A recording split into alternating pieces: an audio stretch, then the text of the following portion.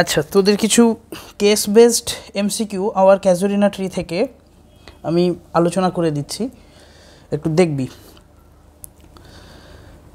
যেভাবে প্রশ্ন আছে, যে এটা যেমন ছায়াপ্রকাশনী থেকে আমি করছি, যেখানে যে ধরনের প্রশ্ন আছে সেই প্রশ্নের রেসপেক্টে যে ধরনের অ্যান্সার আছে সেইভাবে আলোচনা হবে, সেইভাবে অপশান নির্ণয় হবে, ঠিক আছে?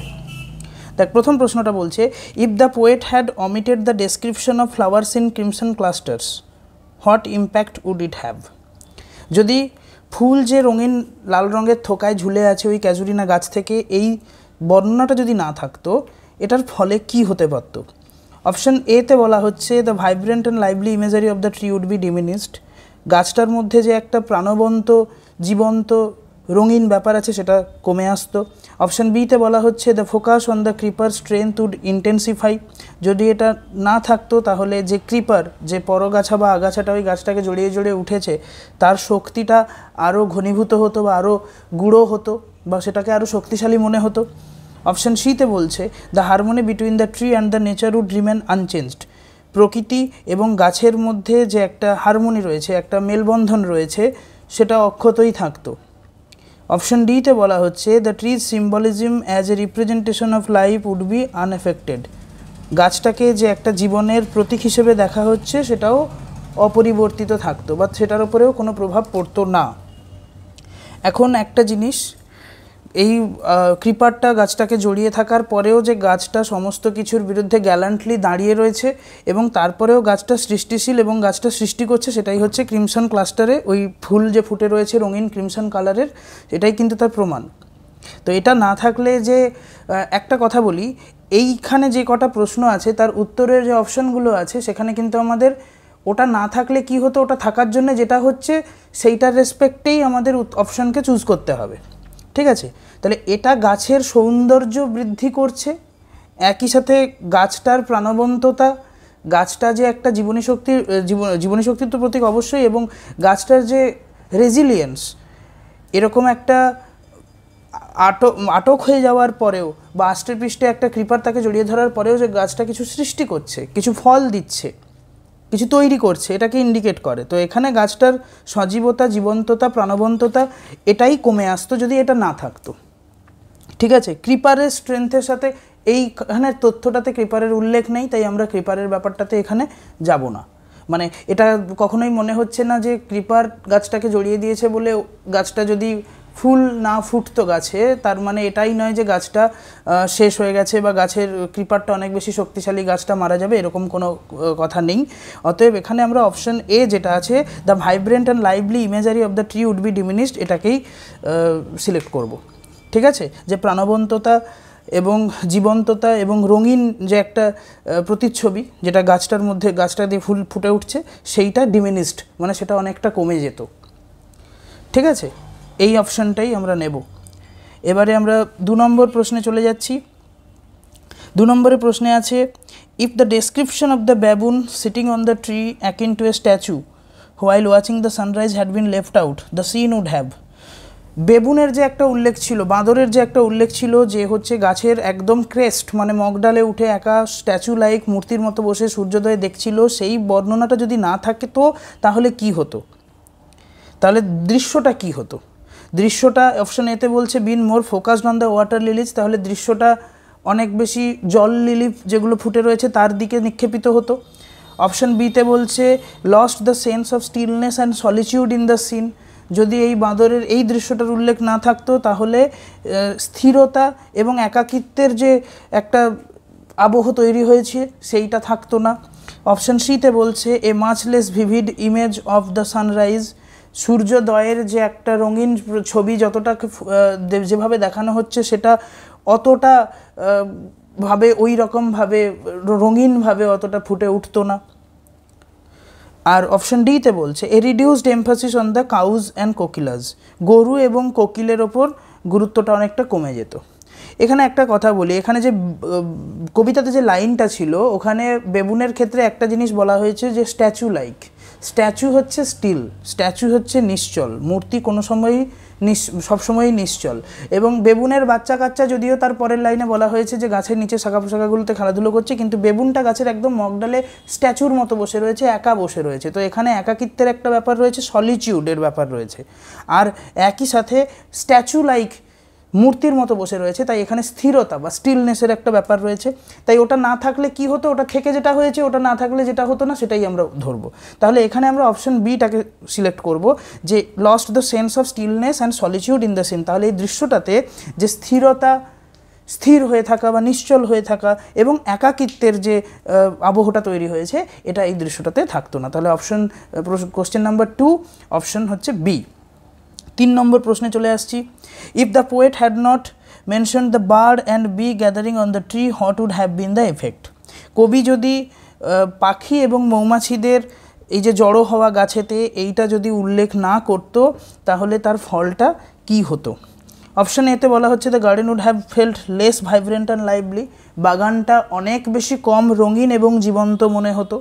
অপশন বিতে বলা হচ্ছে the focus on the flowers would have been stronger, ফুলের ওপর যে ফোকাস মানে যেটার গুরুত্বটা ফুলের অনেকটাখানি বেড়ে যেত। অপশন সিতে বলা হচ্ছে there would have been more emphasis on the beauty of the creeper, creeper যে আগাছাটা বা পরগাছাটা বা যে উদ্ভিদটা ওটাকে লতাটা ওকে জড়িয়ে জড়িয়ে উঠেছে, সেটার ওপর গুরুত্ব অনেক বেড়ে যেত। অপশন ডিতে বলা হচ্ছে the harmony between nature and life would have been more pronounced, জীবন এবং প্রকৃতির মধ্যে যে একটা সখ্যতা রয়েছে, একটা মেলবন্ধন রয়েছে, সেটা আরও বেশি করে ফুটে উঠত।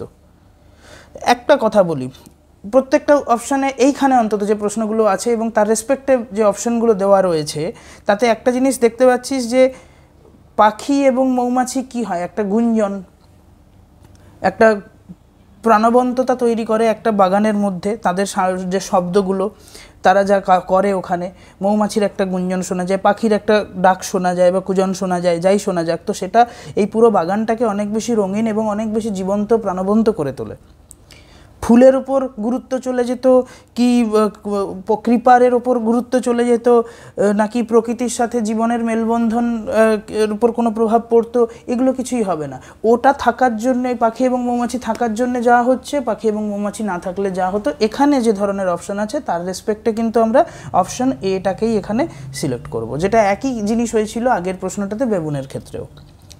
4 দাগের প্রশ্ন, if the poet had focused solely on the magnificence of the casuarina tree, what would happen? যদি কবি এই কেবলমাত্র ক্যাজুরিনা গাছটারই বিরাটত্বের ওপর গুরুত্ব দিত, ফোকাস মানে গুরুত্ব দেওয়া, আর ম্যাগনিফিসেন্স মানে এখানে বিরাটত্বই বলতে হবে, যদি শুধু ক্যাজুরিনা গাছটারই বিরাটত্বের ওপর গুরুত্ব দিত, তাহলে কি হতো? অপশন এতে বলা হচ্ছে the tree's emotional significance would overshadow its physical beauty, গাছটার যে আবেগতাড়িত গুরুত্ব রয়েছে, ইমোশনাল সিগনিফিকেন্স রয়েছে, সেটা কিন্তু ফিজিক্যাল বিউটি মানে গাছের যে বাহ্যিক সৌন্দর্য সেটাকে ছাপিয়ে যেত। ওভারশ্যাডো মানে ছাপিয়ে যাওয়া। অপশন এতে এটা বলা হয়েছে। অপশন বিতে বলা হয়েছে the theme of memory and personal connection would lose is depth, এখানে একটা স্মৃতির যে ব্যাপার আছে, স্মৃতিচারণের যে ব্যাপার আছে এবং পার্সোনাল কানেকশন ব্যক্তিগত যোগের যে ব্যাপার আছে গাছটার সাথে, এইটা তার গভীরতা হারিয়ে ফেলতো। অপশন সিতে বলা হয়েছে the emotional bond between the poet and the tree would be reinforced, আত্মিক যে বন্ধন বা মানসিক যে বন্ধন, আবেগগত অনুভূতিগত যে বন্ধন কবি এবং এই গাছটার, এটা আরও জোরালো হতো। রেনফোর্সড মানে আরও জোরালো হওয়া। ডি এর দাগে বলা হচ্ছে the focus would shift from the tree's physical beauty the poet soul, গুরুত্বটা কোথা থেকে কোথায় সরে যেত, গাছের যে বাহ্যিক সৌন্দর্য থেকে কবির মানসিক অবস্থা বা কবির আত্মার দিকে বেশি সরে যেত। তাহলে গাছের যদি বিরাটত্বের ওপরেই গুরুত্ব দেওয়া হতো, তাহলে কি হতো? এতগুলো অপশন কিন্তু আছে। এখানে আমি একটা জিনিস বলি, গাছটা কিসের প্রতীক? কবিতাটাকে এখানে থিমেটিক্যালি দেখতে হবে। গাছটা হচ্ছে কবির যে আত্মজ ছিল, যে আত্মীয় স্বজন বা নিজেরই আত্মজ ভাই বোন যারা ছিল, তারা ওই গাছটার নিচে খেলাধুলো করতো। এই গাছটা যেরকম তার নিজস্ব যে একদম কাছের মানুষগুলো যারা হারিয়েছে তাদের স্মৃতি বহন করছে, এবং গাছের সাথে একটা সুখের স্মৃতি তার রয়েছে, ও সুখের অনুভূতি রয়েছে, একটা খুশির অনুভূতি রয়েছে, একটা নস্টালজিয়া রয়েছে, একটা ব্যক্তিগত যোগও রয়েছে। ওই গাছের তলায় কবি খেলাধুলো করতেন এবার গাছটাতে গাছের বর্ণনা দিয়ে পুরো কবিতাটা তিনি গাছের বর্ণনাও যেরকম দিয়েছেন, তেমনি গাছটার সাথে তার আত্মিক যে যোগগুলো সেগুলোর কথাও তিনি বিভিন্ন স্ট্যাঞ্জাতে তুলে ধরেছেন। যদি শুধু গাছটার উপর গুরুত্ব আরোপ হয়ে যেত, শুধু গাছটাকে নিয়েই কবি বর্ণনা করে যেতেন, গাছেরই কথা বলতেন, তাহলে গাছের সাপেক্ষে কবির এই যে একটা হচ্ছে মেমোরি মানে স্মৃতির, আর একটা হচ্ছে ব্যক্তিগত অন্তরের যোগ, যে তার কানেকশনটা ছিল, ইমোশনাল কানেকশন, আত্মিক যে যোগটা ছিল, এই জিনিসগুলো ততটা গুরুত্ব পেত না। তাহলে এখানে যে অপশানগুলো বাকি আছে, যে বাহ্যিক সৌন্দর্য যেটা কবির এই অংশকে ছাপিয়ে যেত, এখানে কিন্তু দেখতে অনেকটা একরকম, অন্যান্য অপশানগুলোতেও কিছুটা থিমেটিক্যালি কাছাকাছি গেলেও দুটো জিনিস এখানে কাজ করছে। একটা হচ্ছে পার্সোনাল কানেকশন, একটা ব্যক্তিগত যোগ, আত্মিক যোগ, মনের যোগ, মানসিক মেলবন্ধন। আরেকটা জিনিস যেটা কাজ করছে সেটা হচ্ছে কিন্তু কবির স্মৃতি, কারণ ওই গাছটাকে কবির স্মৃতিতে পটে দেখছেন যে ওই গাছের নিচে উনি খেলাধুলো করছেন ওনার ছোটোবেলায় ওনার ভাই বোনের সাথে। তো স্মৃতি একটা বড় ব্যাপার এখানে, মেমোরি। তো এখানে দুটো জিনিস নিয়ে একটা অপশনই আছে 4-এর B, the theme of memory and personal connection would lose is depth, যে স্মৃতিচারণ এবং ব্যক্তিগত আত্মিক যে যোগ বা ব্যক্তিগত মানসিক মেলবন্ধন যে রয়েছে, আত্মিক যোগ, সেইটা কিন্তু তার গভীরতা হারিয়ে ফেলতো, উড লুজ ইটস ডেপথ। 4-এর অপশন বি। 5-এর দাগের প্রশ্ন, if the poet had not describe the dirge like murmur of the tree the poem would have. Dirge like মারমারটা আমরা থার্ড স্ট্যাঞ্জাতে একদম নিচের দিকে 2-3টে লাইন ওপরে পাই, প্রথম যে পাতাটা কবিতার যে টেক্সট বইতে রয়েছে। ডার্জ লাইক মানে কি শোকবিহল, শোক বা জ্ঞাপনকারী একটা বিলাপের মতো যে বিড়বিড়, মারমার মানে তো বিড়বিড়, আর ডার্জ লাইক মানে শোকে বিলাপ করার মতো যে বিড়বিড় করাটা, সেইটা যদি কবি বর্ণনা না করতেন, ওটাকে কবি বর্ণনা করছিলেন কিসের সাথে? কবিতাতে কি বলা আছে, একটা সিঙ্গেল বিচ মানে নুড়ি পাথরযুক্ত বিচে ঢেউয়ের আছড়ে পড়ার মতো শব্দের সাথে তিনি সেইটাকে তুলনা করেছিলেন, এবং তার পরের লাইনে কবি বলছিলেন যে ওটা this is the lament of the tree, এটা হচ্ছে গাছের বিলাপ, ওটাই ক্যাজুরিনা গাছের বিলাপ বলে কবি উল্লেখ করছিলেন। তো যাই হোক, সেই ডার্জ লাইক মারমারটা যদি না থাকতো, এখানে অপশনে কি বলা হয়েছে, felt less sorrowful and reflective. Reflection মানে কি? প্রতিফলন। তাহলে এটা অনেক বেশি কম দুঃখ বিদারক বা হৃদয় বিদারক এবং প্রতিফলনমূলক কিছু হতে পারত, আর একটু কম হতো সেটা। অপশান বিতে বলা হচ্ছে focused more of the tree's beauty, আবার গাছের সৌন্দর্যের ওপর বেশি গুরুত্ব দেওয়া হয়ে যেত। অপশান সিতে বলছে portray a weaker bond between the poet and her siblings, কবি এবং তার যে ভাই বোন তাদের মধ্যে বন্ধনটা অনেক বেশি একটা দুর্বল বন্ধন স্থাপন হতো যদি এটার উল্লেখ না হতো।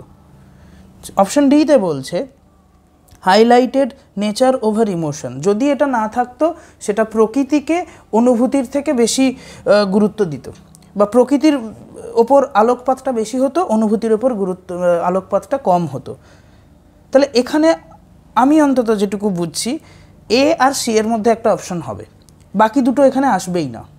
এক হচ্ছে ডার্জ লাইক মারমার, এই বিলাপটা কেন কবি শুনছেন? এক তো তার ভাই বোনেদের তিনি হারিয়েছেন ওই গাছের নিচে যারা খেলতো, এবং ওই দৃশ্যটা থেকে, ওই বর্ণনাটা থেকে কবির সেই সময়ের ওপর একটা প্রতিফলনও হচ্ছে, ঠিক আছে? তাই এটা সেই অর্থে নয় যে কবির সাথে কবির ভাই বোনেদের যে বন্ধনটা ছিল সেই বন্ধনটা আরও আলগা হয়ে যেত, এটা যতটা না নয়, তার থেকে এটার দ্বারা যে দুঃখের অনুভূতি বা শোকবিহল অনুভূতিটা ফুটে উঠছে, বা যে প্রতিফলনটা আমরা পাচ্ছি কবির সেই অনুভূতির, সেইটা অনেকটা কমে যেত যদি এই বর্ণনাটা না থাকতো।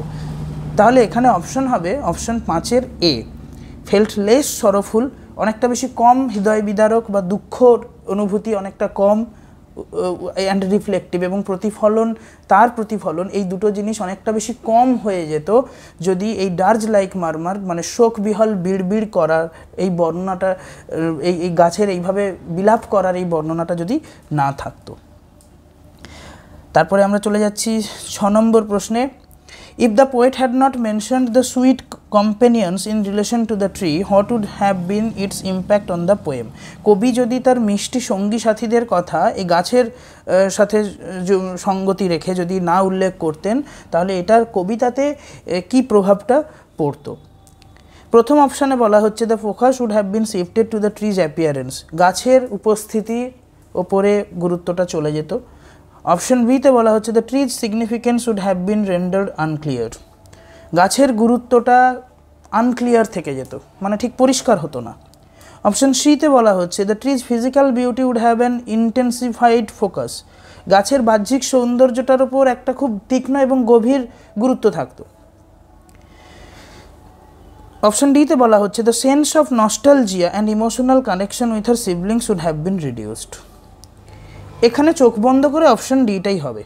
সুইট কম্পেনিয়ন্স বলতে এখানে কাদের বোঝানো হচ্ছে? কবির ভাই এবং বোনকে বোঝানো হচ্ছে, ভাই আরু এবং ভাই আবজু এবং বোন আরু, এই দুজনকেই বোঝানো হচ্ছে। তো তাদের সাথে যে ইমোশনাল কানেকশনটা আছে, মানবিক বন্ধনটা আছে এবং নস্টালজিয়া রয়েছে, একটা স্মৃতি রয়েছে, একটা স্মৃতির আবেগ রয়েছে, সেই জিনিসটা অনেকখানি কমে আসতো যদি সুইট কম্পেনিয়ন্সের এই গাছের রেসপেক্টে তাদের উল্লেখটা না থাকতো। গাছের সাথে কানেকশানেই তার ভাই বোনের এই উল্লেখটা আছে। ও সুইট কম্পেনিয়ন্স বলতে এখানে সেই সম্বোধনটা কিন্তু তাদেরই উল্লেখ করা হচ্ছে, তাদেরকেই বোঝানো হচ্ছে। তো এখানে 6 দাগের এমনি অপশন ডি হবে, কারণ বাকি কিছুগুলো শুধু গাছ কেন্দ্রিক, কিন্তু সুইট কম্পেনিয়ন্সের কথাটাই গাছ কেন্দ্রিক নয়, কবির ভাই বোনেদের সাথে যে কবির আত্মিক সম্পর্ক কেন্দ্রিক। এবারে প্রশ্ন নম্বর 7 দাগে প্রশ্নে বলা হচ্ছে যে if the poet had used visual imagery instead of auditory in the line I have heard that wail far far away. আচ্ছা, I have heard that wail far far away, আমি এই গোঙানি বা এই বিলাপটার শব্দ শুনেছি। ওয়েল মানে গোঙানি, কিন্তু এখানে বিলাপ, আমি এই বিলাপটার শব্দ শুনেছি ফার ফার অ্যাওয়ে, বহু দূরে। ঠিক আছে, এইখানে বলা হচ্ছে যে ভিজুয়াল ইমেজারি যদি ব্যবহার করতো অডিটরি ইমেজের জায়গায়। অডিটরি ইমেজ মানে কি? অডিও মানে কি? যা কিছু আমরা শুনি। ভিজুয়াল মানে কি? যা কিছু আমরা চোখে দেখি, ভিশন। তাহলে এখানে কবি শুনছেন ওই বিলাপটা বা ওই গোঙানিটা বা ওই আক্ষেপটা, তাহলে এখানে অডিটরি কানে শোনার একটা ইমেজ ব্যবহার করা হয়েছে। এটা না করে যদি কবি চোখে দেখার কিছু ব্যবহার করতেন তাহলে কি হতো? ঠিক আছে, আমি অপশানগুলো দেখি। অপশন এতে বলা হচ্ছে created A stronger connection to the theme of nostalgia. Nostalgia মানে পুরনো স্মৃতি, যে ফেলে আসা দিন, সেগুলোর প্রতি যে কানেকশন, তার সাথে যে যোগ, সেটা আরও বেশি স্ট্রং হতো, আরও বেশি শক্তিশালী হতো।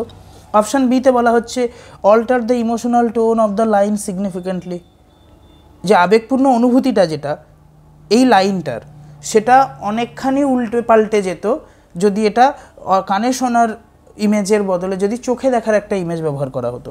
অপশন সিতে বলা হচ্ছে focused more on memory than on present suffering, যে সেটা অনেকটা স্মৃতির ওপর অনেক বেশি গুরুত্ব দিয়ে ফেলতো বর্তমানে কবির যেটা অনুভূতি বা যে সাফারিংটা যেটা তিনি পাচ্ছেন, যে দুঃখটা পাচ্ছেন তার থেকে। অপশন ডিতে বলা হচ্ছে made the poem sound more cheerful and light hearted, কবিতাকে অনেক বেশি প্রাণবন্ত, লাইট হার্টেড মানে যেখানে দুঃখের কোনো ব্যাপার নেই, অনেক বেশি হালকা মেজাজের ব্যাপার কথা রয়েছে সেখানে, সেই রকম চিয়ারফুল মানে আনন্দের কিছু ব্যাপার, এরকম কিছু হতো। একেবারেই না, ডিএডটা তো একেবারেই হতো না। এখানে যেটা হতে পারে, এটা এখানে এভাবে বলা মুশকিল যে একটা জিনিস আমি কানে শোনার ইমেজ দিচ্ছি নাকি চোখে দেখার ইমেজ দিচ্ছি, কোনটা বেশি প্রভাব ফেলবে একটা পাঠকের মনে, যেটা সে কল্পনাতে দেখবে বা কল্পনাতেই কানে শুনবে, যাই হোক না কেন। সেখানে একটা জিনিস হতে পারতো, নির্ঘাত কানে শোনার জিনিস যদি কিছু থাকতো তার দেওয়া হয়েছে, তার বদলে যদি চোখে দেখার কিছু জিনিস হতো তাহলে কিছুটা পাল্টে যেত ব্যাপারটা। কোনো কিছু যে কম বেশি হয়ে যেত সেটা আমরা বলতে পারি না। ঠিক আছে, কিছু ক্ষেত্রে ভিজুয়াল ইমেজ অনেক বেশি কার্যকরী, কিছু ক্ষেত্রে অডিটরি ইমেজ অনেক বেশি কার্যকরী। তাই কি হতো না হলে যখন হয়নি আমরা তো বলতে পারবো না, তবে আমরা এটা বলতে পারি যে কিছু একটা পাল্টে যেত। এখানে তাহলে কি হচ্ছে, alter the emotional tone of the line significantly, যে এই লাইনটার যে একটা ইমোশনাল টোন আছে, একটা আবেগ রয়েছে এর মধ্যে, একটা অনুভূতিগত ব্যাপার রয়েছে, সেটা কিন্তু সিগনিফিক্যান্টলি চেঞ্জ হয়ে যেত। সেটা হয়তো অন্যরকম প্রভাব ফেলতো পাঠকের মনে, কিন্তু সেইটাই হতো। কোথাও স্ট্রঙ্গার হতো কোনো কিছু আবেগ, এই অনুভূতির যে আবেগগুলো এগুলো শক্তিশালী হয়ে যেত বা এটা দুর্বল হয়ে যেত, এরকমটা কিন্তু নয়। ঠিক আছে, আচ্ছা এবারে অপশন 8, প্রশ্ন 8 দাগের প্রশ্নে বলা হচ্ছে if the poet had not mentioned her inner vision the theme of the stanza would have been, কবি যদি তার ইনার ভিশন মানে মনের মধ্যে যে ভিশনটা, যে দৃষ্টিটা, যে ছবিটা তিনি দেখছেন, সেটা যদি তিনি উল্লেখ না করতেন তাহলে এই স্ট্যাঞ্জাটা কি হতো, এটা কিন্তু শেষের দিকে রয়েছে। কি কি অপশান দিয়েছে আমি আগে পড়ে শোনাই।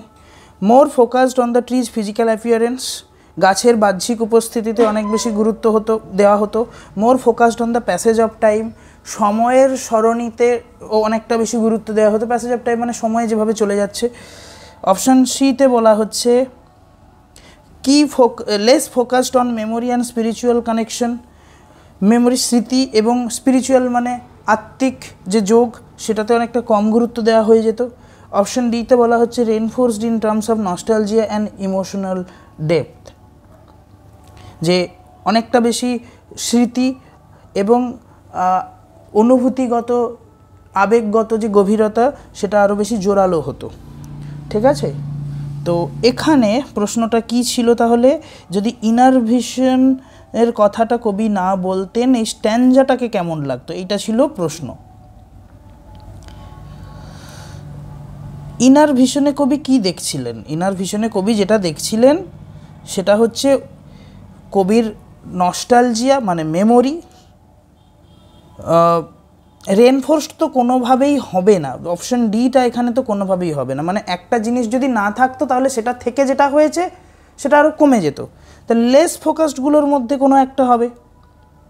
প্যাসেজ অফ টাইমের ওপর মোর ফোকাসড এরকমটা নয়, গাছের বাহ্যিক উপস্থিতির ওপর মোর ফোকাসড এটা তো নয়, তাহলে এটা না থাকার জন্য রেনফোর্সড মানেও বেশি ফোকাসড হয়ে যাওয়া বা জোরালো হয়ে যাওয়া, ওটা তো হবেই না, এটা বরং কম জোরালো হয়ে যেত। তাহলে কম জোরালো কোনটা হয়ে যেত?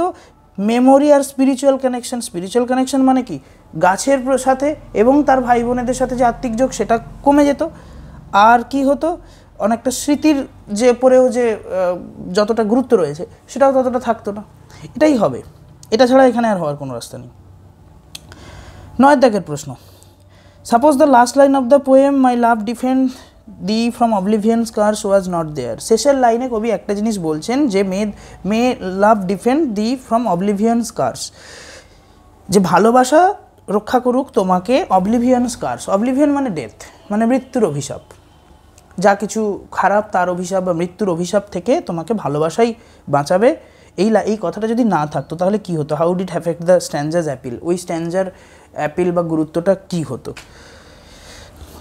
দেখ, প্রথম অপশান বলছে the tree's beauty would be less emphasized, গাছের সৌন্দর্যটা অনেকটা কম গুরুত্ব দেওয়া হতো। বিতে বলা হচ্ছে the superficial connection between the poet and the tree would be diminished. এটা একদমই ভুল, কথাটাই ভুল, সুপারফিশিয়াল কানেকশন মোটেই নেই। সুপারফিশিয়াল মানে যেটা কৃত্রিম, যেটা আর্টিফিশিয়াল, ওপরে ওপরে যে যোগটা, নিবিড় যোগ একটা যে সূত্র রয়েছে গাছের সাথে কবির, সেটা ওপরে ওপরে মোটেও নেই, তাই এটা এমনি ভুল। Option C the theme of immortality would lose its emotional tone, অমরত্বের যে ভাবনাটা সেটা তার আবেগ, সেটা তার অনুভূতিগত বা আবেগগত গুরুত্ব হারাতো। The focus on the poet's personal attachment would be weakened, কবির ব্যক্তিগত যে অ্যাটাচমেন্ট, ব্যক্তিগত যে যোগ, সেই যোগটা অনেকটা বেশি দুর্বল হয়ে যেত। এখানে একটা কথা বলি, may love defend thee from oblivion scars, এইখানটাতে কবির যে লাইনটা ছিল সেটা কবিতাটা দেখলেই বুঝতে পারবি, কবি ওইখানটা এটা বলছেন যে এই কবিতাটা হয়তো নগণ্য, কিন্তু কবিতাটা হয়তো ততটা ভালোও নয়, কিন্তু কবিতাটা গাছটাকে অমর করে রাখবে, এইটাই ছিল বক্তব্য। কবির একদিন দিন ফুরবে বা সময় ফুরবে, কিন্তু গাছটা অমর করে রাখবে, অমর হয়ে যাবে এই কবিতাটার মাধ্যমে। এবং এই কবিতাটার ওই গাছটাকে বড়ডেল ভ্যালির যে অমর গাছগুলো, যে গাছগুলো অমর, সেই গাছগুলোর মতোই অমরত্ব ওই গাছটাকে দান করবে। এখানে একটা ইমমর্টালিটির ব্যাপার ছিল, এই জন্যই বলছি যে মৃত্যুর অভিশাপ, অবলিভিয়ান স্কার্স থেকে ওটাকে ডিফেন্ড করা, ওটাকে রক্ষা করা।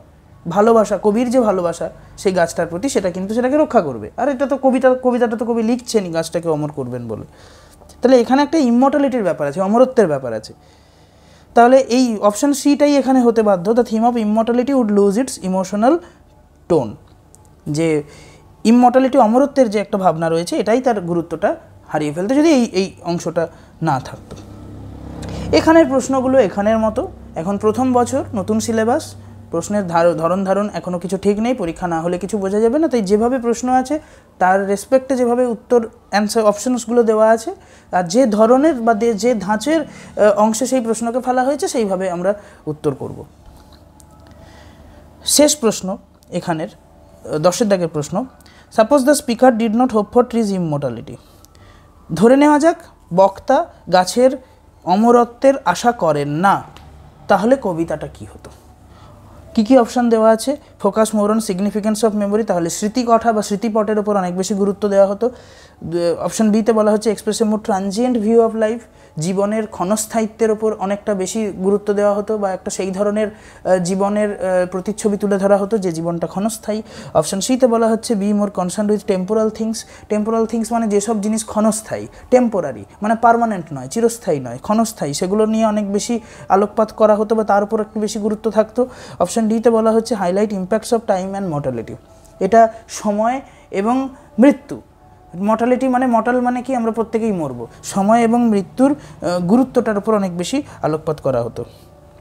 একটা কথা বলি, ইমমর্টালের অপোজিট কিন্তু এগুলো কোনোটাই হবে না, মানে এখানে ইমমর্টালের উল্টোটা অবশ্যই মর্টালিটি, কিন্তু এখানে টেম্পোরাল থিংস, এখানে এখানে কি হচ্ছে, এখানে গাছটা একটা জীবনের প্রতীক হিসেবেই দেখা হচ্ছে, এখানে গাছটা আলাদা করে কোনো জিনিস নয়, তাই ক্ষণস্থায়ী জিনিসের প্রতি গুরুত্ব দেওয়া হয়ে যেত এরকমটা একেবারে না।